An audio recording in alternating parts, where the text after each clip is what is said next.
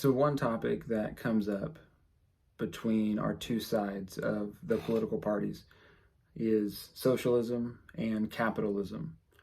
So what is socialism? A political and economic theory of social organization which advocates that the means of production, distribution, and exchange should be owned or regulated by the community as a whole. Okay, so what is capitalism? An economic and political system in which a country's trade and industry are controlled by private owners for profit rather than by the state.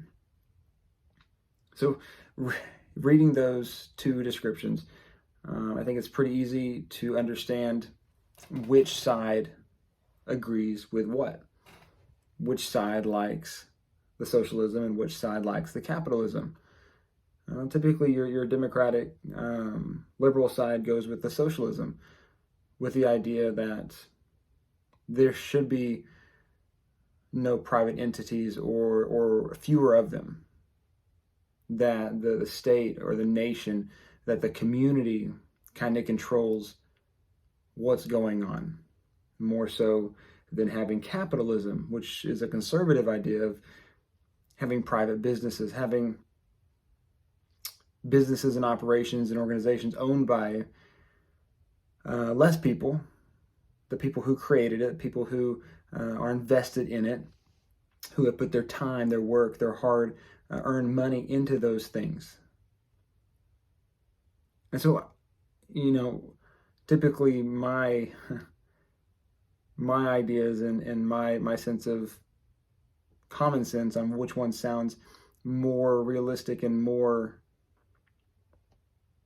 controlled, more put together. Well, it's not always what the vast majority or even the culture thinks is right. So Fortune 500, they rank businesses based on their status and based on many metrics.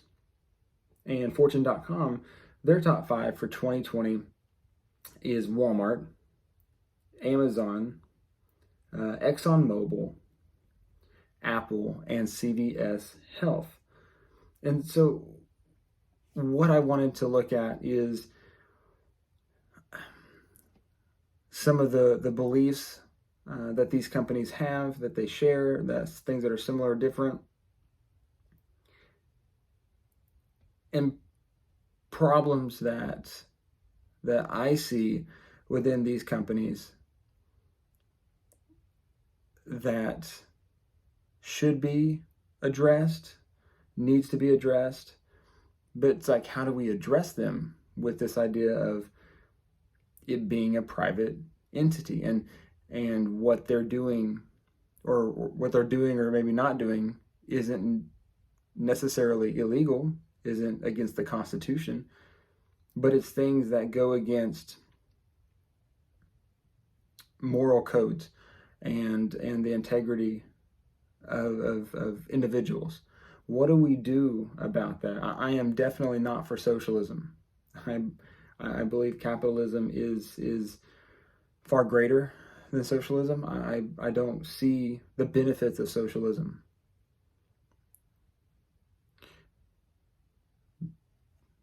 Because socialism, in my opinion, is one of those things that we are going to help those who choose not to help themselves. We're going to offer stuff. We're going to offer money. We're going to offer benefits. We're going to offer ABC, whatever you want to list out. But they didn't contribute anything. They didn't try to do anything. They didn't put forth any effort, but we're going to give to them. We're going to fill their plate up with food to which they did not earn, therefore they don't deserve. And the Bible is clear on that. If you don't work, you shouldn't eat. And again, I think that's the way that socialism goes. So starting with the top one, so Walmart. So based on their website, their core beliefs are service to the customer, respect for the individual, strive for excellence, and act with integrity. All those sound pretty good. I like what I read. The one that jumps out at me the most, and what I'm looking for in the core beliefs of any organization, is the second one: respect for the individual. It's a private business. Their core beliefs can be whatever they want them to be.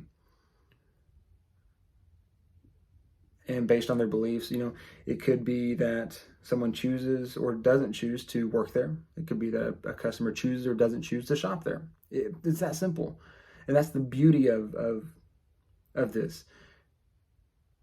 And it puts the power almost in our hands as the consumer, that we can go elsewhere, or we can start something ourselves. And yes, I know that seems like a stretch and like it would be a very hard challenge, but people have done it. People have done things like that.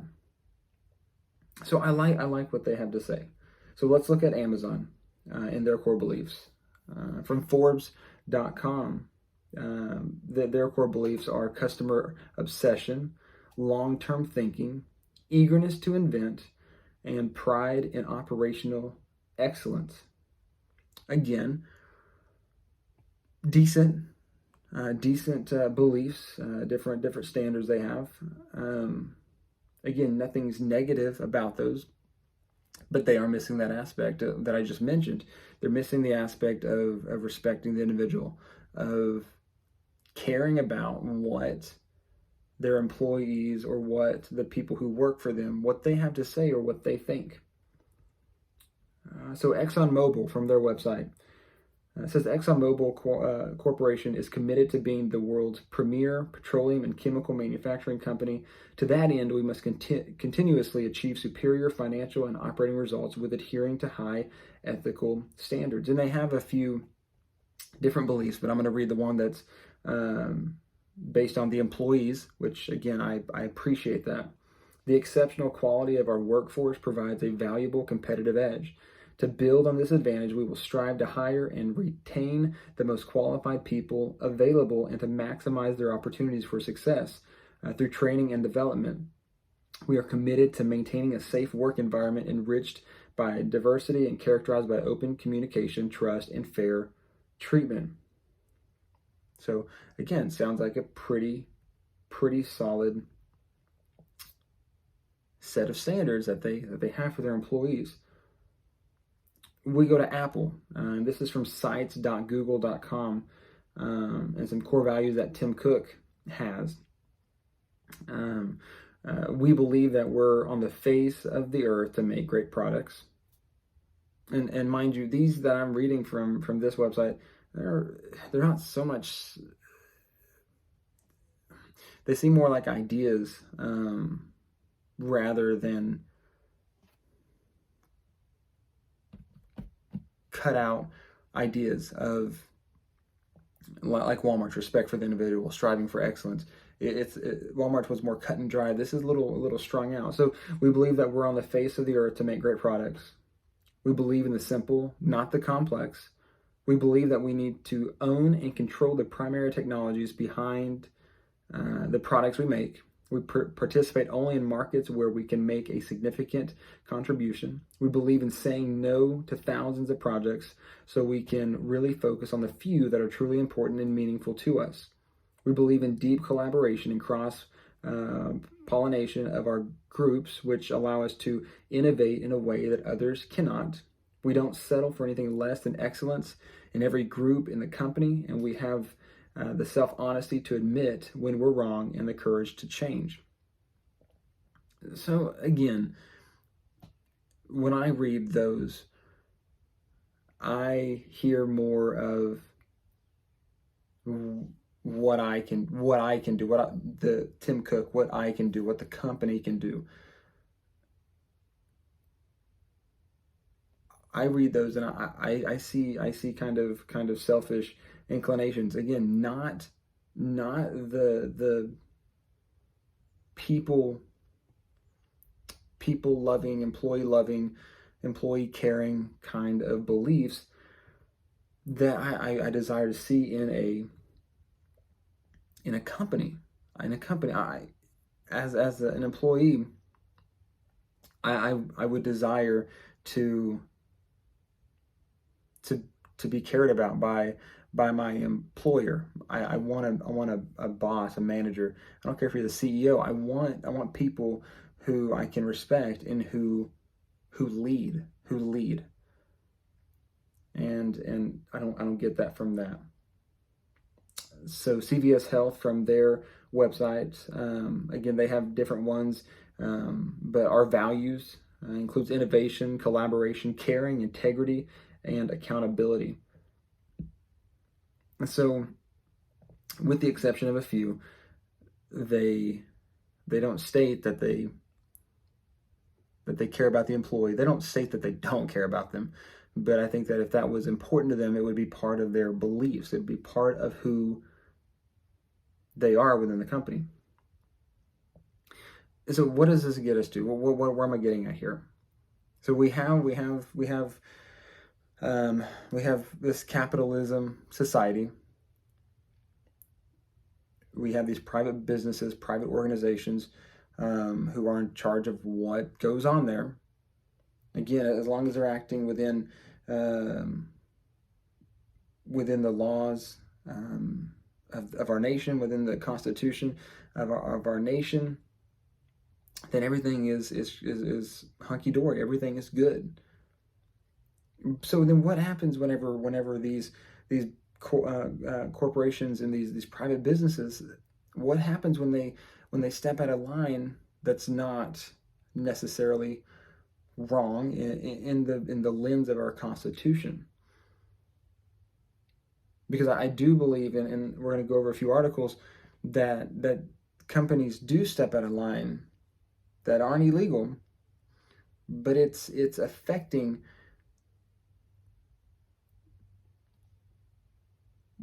workers or customers in a negative way who have morals, period, who have a different set of morals than what they do. And to me, the reason I went over the beliefs of these companies, the core beliefs, is some of these things, in my opinion, contradict what they believe and then what they're doing. That they're not the same thing. They're not the same thing. So this talkbusiness.net has an article. Walmart provides update on workforce officer diversity. And what this article has to say is that Walmart, the nation's private largest employer with a workforce of about 1.6 million, said it's making progress towards its mission to become a more diverse and inclusive company, including an almost 2% gain in black officers. And so this article is a little old, back to the summer of last year, whenever we had our outbreak of BLM riots and chaos that was horrible. And we have companies who are clinging to some of those ideas and running with them. This article goes on. Ben Hasen, the Global Chief Culture, Diversity, Equity, and Inclusion Officer at Walmart, said representation matters and Walmart is steadfast in its focus on increasing diversity and equity in the workplace. CEO Doug McMillon said Walmart is redoubling its commitment to diversity and equity inside the company and beyond. He said the goal has been to build up the culture where everyone feels they belong and where dignity and respect are the basis for how we interact and support each other. So the point that the conflict that I have is whenever I mention the respect for the individual.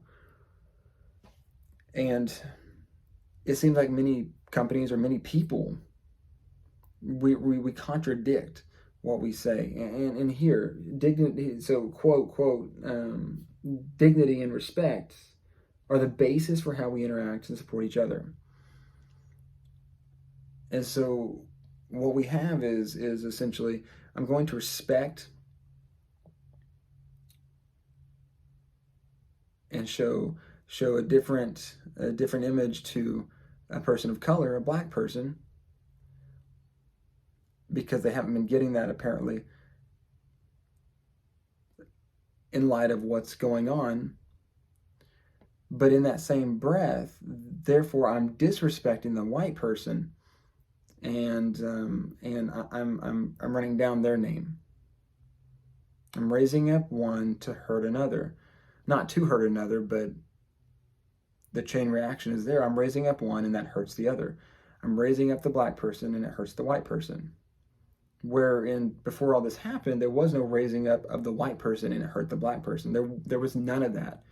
None of that. We have this PRNewsWire.com has an article for CVS. CVS Health commits nearly $600 million to address racial inequality. They write, CVS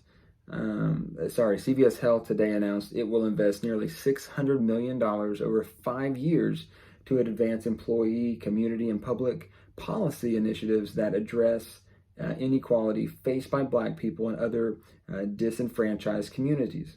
The investment follows a commitment from President and CEO Larry Merlo to evaluate how the company operates and how it can use its influence to be a force for good in communities across the country. So again, back to last summer. $600 million. I mean, that's a lot of money to address racial inequality, which, again, before all this stuff happened, I didn't know existed. And based on articles I read, based on videos I watch, the statistics and the numbers just aren't there to support any kind of racial bias, any kind of threats against from the police on a certain race. It's not there. It's not there. And I would caution anyone who hears those things that elevate things like this. I would caution you to check your sources and find out what's going on. So that was from Walmart and CVS. And again, those two seem like they had good values based on what you can read about their core beliefs. Apple and Amazon, they really didn't specify that they had core beliefs based on the employees. So those don't really matter to me. What matters is the fact that, again, these companies are saying, yes, we love our people, we respect them, we care about them. But then we turn the page and we say, well, we only respect some of them. We only are going to elevate some of them. We're only going to talk about the black people and what they've done and what they can do. And we're going to slander the white people because of what they allegedly had done. And if they're referring to many moons ago, that's in the past, and no one's alive today that did anything in the realm of that stuff in regards to slavery and it would be silly, and it is sad that we would hold people accountable who had no part of that.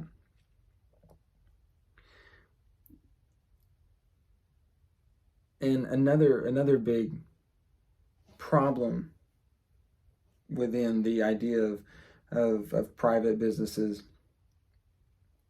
and the potential they have. They if they get large enough, they grow, and they become very powerful. And you might have heard this a lot here recently, but these big technology companies, these corporations, they have no bounds sometimes. When we look at things like Twitter and Facebook and YouTube, we're seeing a lot of silencing, and we're seeing a lot of power being used in a negative way. The biggest one I can probably think of is just when Facebook banned our sitting president at the time, Donald Trump, from being on their platform. I want us to think about that for a second. For a private company to be able to have that much power to ban the sitting president from using their free service, their free platform, which is there for anybody and everybody. So Fox News, they have an article, Halley to introduce bill to bust up big tech, targeting companies like Google and Amazon. And he wrote, woke big tech companies like Google and Amazon have been coddled by Washington politicians for years. This treatment has allowed them to amass colossal amounts of power that they can use to censor political opinions that they don't agree with and shut out competitors who offer consumers an alternative to the status quo, Halley said in a statement. It's past time to bust up big tech companies, restore competition, and give power back to the American consumers.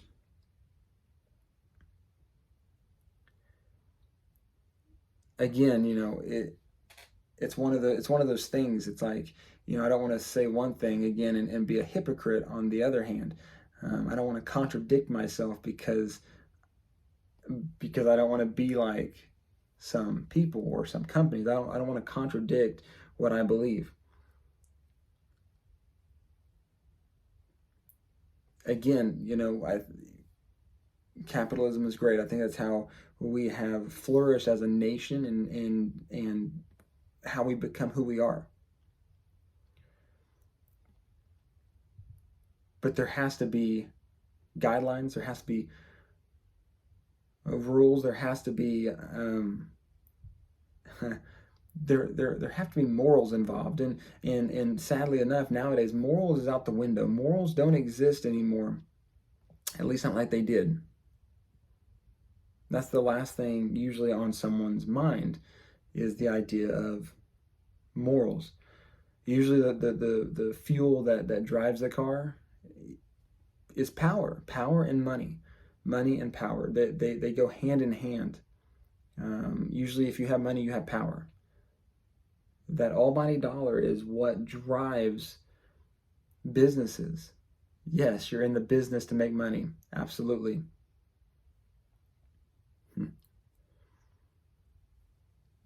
But you're also in the business to make your nation, your country, wherever your business is at, to make that place a better place, to help those around you, the ones that work for you and the ones that consume your product, to make life better. That should be the main purpose, the main goal.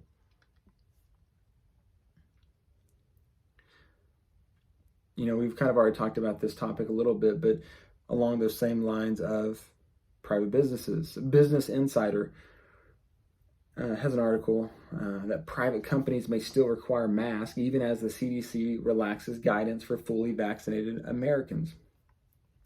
Again, masks are the big thing nowadays, and you already know my stance on it. I am against the mask. I think they're ridiculous.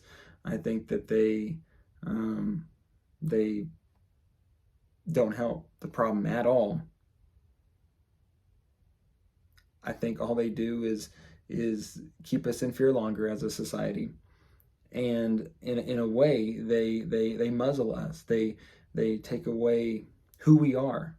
If I walk around all day like this, I can't see other people. I can't see their smile and their reaction, who they are. But private companies may still require masks. And this is something that they wrote. Private companies may still require its customers to wear face masks despite the U.S. Centers for Disease Control and Prevention's Thursday announcement that fully vaccinated Americans would no longer have to wear masks when indoors or outdoors.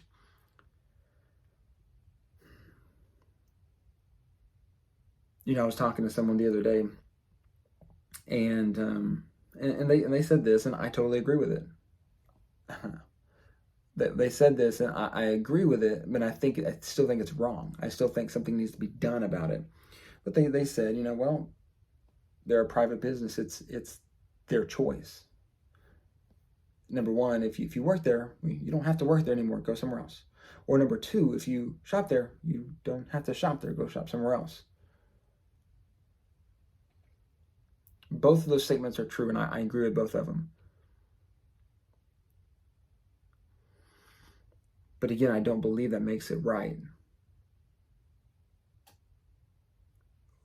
When the government and when the private companies start moving in and telling us what to do and what not to do, I think that's a problem. And I think that that's a problem that, if not checked and put in its proper place, will lead to more problems down the road. I mean, for the past year, we've listened to the government. Well, some of us have listened. We listen to the government that says, hey, don't go outside. Hey, don't see your loved ones. Hey, don't celebrate Christmas. Hey, don't do this. We've listened to them, and we've given them power by doing so, or by not doing so. And we also listen to them in the regards to mask. Hey, wear your mask. If you go outside, wear your mask. If you're in another place that's not your home, wear a mask. If you're around other people who aren't in your own household, wear a mask. Hey, we may even want to wear 2 masks.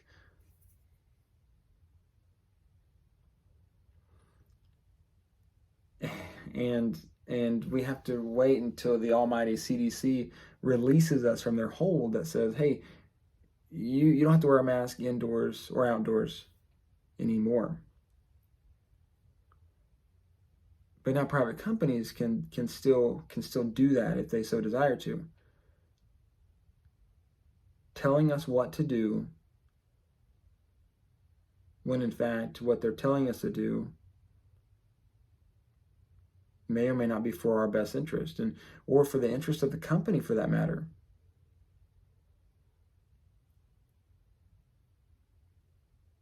Yes, I believe these companies are making decisions based on political affiliations, which that's a whole other story. I believe that's wrong. I believe a company is there for the consumer. I believe a company has no business debating politics, being in the political discussion. And just like we saw with the Major League Baseball pulling out of Georgia for the voter ID, sporting events have no place in political debates and political topics and political affiliations. They don't belong there. They don't need to be there. I watch sports to get away from that stuff. It's there for entertainment. It's not there to give me ideas on whom I should vote for and what laws I should look for. That's not what they're there for. Just as businesses aren't there to place these restrictions on me as a consumer, they're there to help me and to provide something that I need. I think it's wrong. There's a proverb, Proverbs 11:17, that says, those who are kind benefit themselves, but the cruel bring ruin on themselves. And we can equate this to power. We can equate this idea to power. Because people with power can tip scales in big directions. They can make a big difference, a big change. And if you're kind with that power, if you're kind with what you do, with what you say, with how you treat the people who work for you or who consume from you, you're benefiting. You're going to benefit from that. It benefits you. But the cruel bring down a ruin on themselves. And unfortunately, I think we see a lot of that happening nowadays. We see a lot of cruelness going on around us in our society. We don't see a lot of kindness, but we see a lot of cruelty in the way we treat people, in the things that we expect from them. You know, we can talk even more about these businesses, you know, but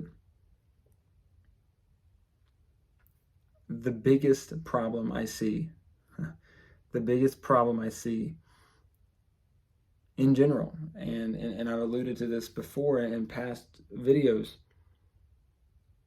is that if we fix one problem, then it will pretty much fix every problem. And that problem we need to fix is turning ourselves back to God, turning ourselves and hearts and minds back to God, and desiring to do what He desires. This idea of morality that I'm talking about, and having morals.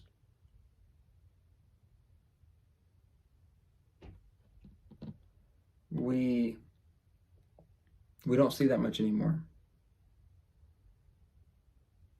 We don't see that much anymore. And we don't see that because we've died from it.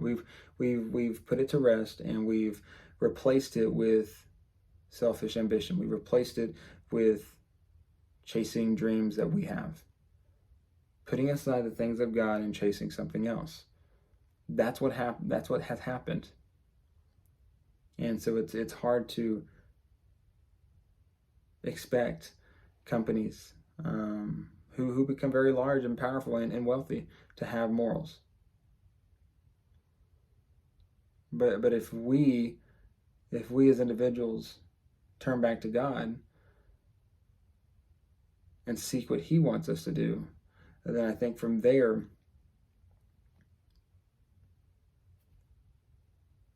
we can make a difference. We can make a change in our community, in our state.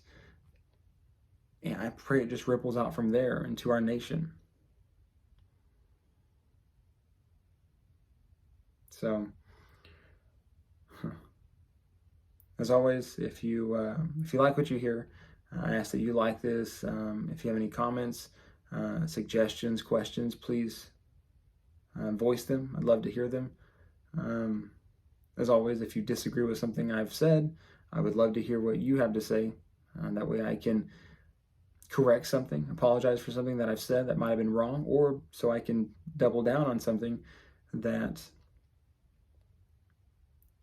I believe to be true. I believe to be something that we need to look out for. So, as always, I'll see you next time.